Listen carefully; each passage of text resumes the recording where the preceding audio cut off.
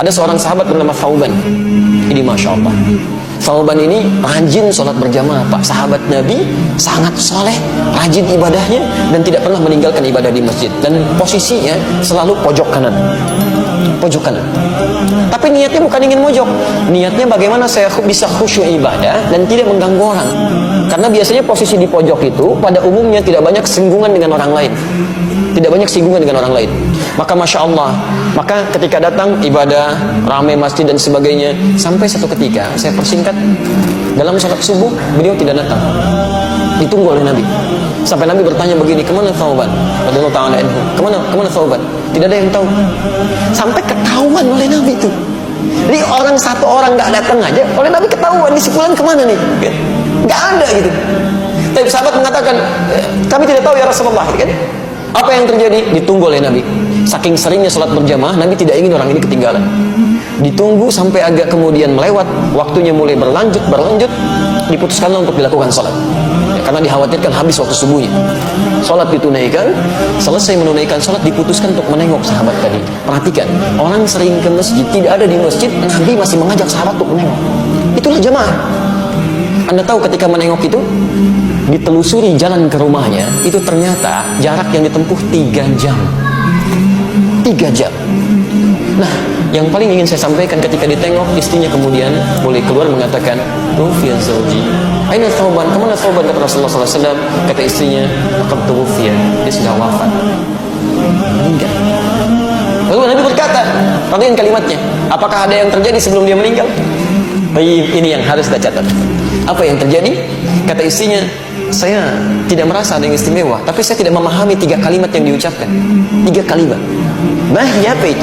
Nah, ini hikmahnya yang harus kita tangkap. Sebelum beliau meninggal dalam sakaratul mautnya, beliau mengatakan, kenapa nggak lebih jauh lagi, katanya.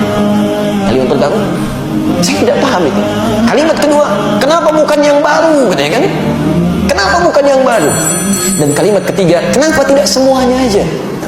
Tapi Rasulullah SAW tersenyum, lantas menyampaikan, turun berita dari langit menyampaikan, teman-teman sekalian, ketika Thauban mengatakan kenapa tidak lebih jauh lagi, kita mesti pahami, sebelum seseorang meninggal dunia dalam sakaratul mautnya, itu akan ditampakkan keadaan amalnya.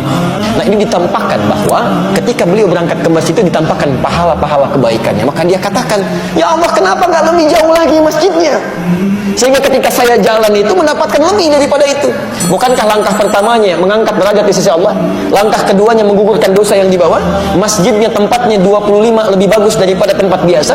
Yang satu keduanya 500 tahun, dua ketiganya 500 tahun, tiga keempatnya 500 tahun. Kata sahabat Thauban, ya Allah, kenapa nggak lebih jauh lagi? Yang kedua, ternyata ketika musim dingin beliau berjalan, beliau menggunakan pakaian double.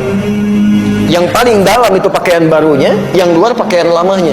Di jalan bertemu dengan seorang kedinginan, maka dilepaskanlah pakaian yang luar yang lama. Ini dipakaikan pada orang tadi supaya tidak kedinginan. Ketika ditampakkan pahalanya, beliau berkata, ya Allah, kenapa bukan yang baru yang dulu saya pernah berikan? Kenapa bukan yang baru? Allahu Akbar. Dan terakhir mengatakan, kenapa bukan semuanya? Karena beliau telah terbiasa bersedekah pada orang, memberikan kebaikan-kebaikan, kadang-kadang berbagi dengan orang lain. Ketika ditampakkan pahalanya, Allah, kenapa nggak semuanya aja dulu saya kerjakan?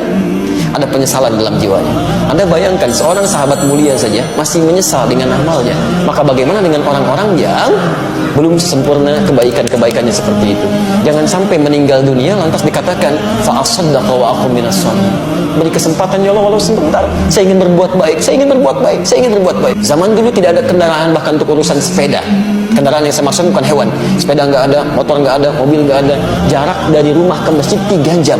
Yang masjidnya tidak ada karpetnya, langsung tanah. Yang tiang-tiangnya pelepah kurma, yang atapnya dari daun-daun kurma. Masih mau ke masjid dengan jalan kaki. Sahabat mulia, luar biasa, dekat dengan Allah, ke surganya begitu dekat. Jarak rumah ke masjid jauh dengan masjid seadanya, masih mau ke masjid menempuh langkah 3 jam.